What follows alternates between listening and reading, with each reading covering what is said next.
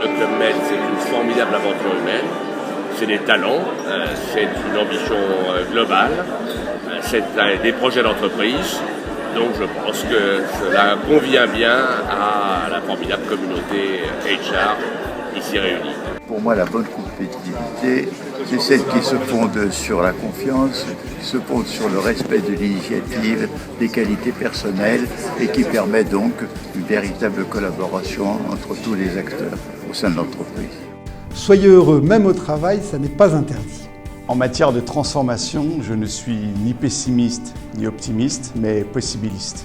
Donc un congrès comme celui-là aujourd'hui, ça nous permet d'avoir un peu plus la tête dans les étoiles, ouvrir les chakras, tout en restant les pieds sur terre, puisqu'on peut échanger avec nos pairs. Les talents d'aujourd'hui seront encore nécessaires demain, mais demain il y aura d'autres talents à côté des talents que nous connaissons.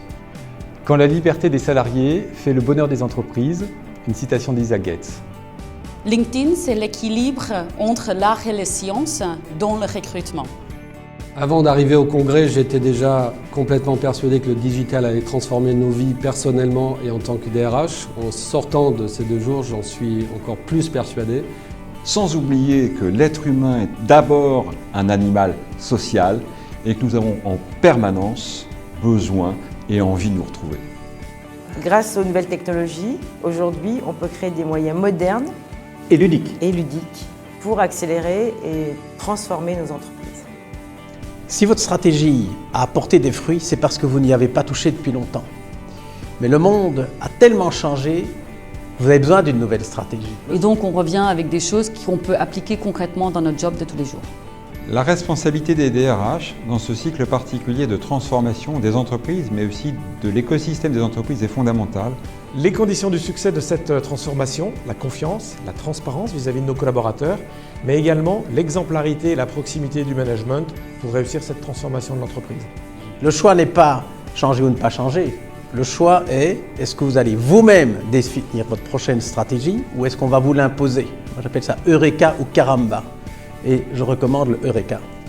Nous allons participer à accompagner et à créer les conditions pour faire de cette transformation une opportunité pour l'ensemble des acteurs, qu'il s'agisse des salariés ou des clients.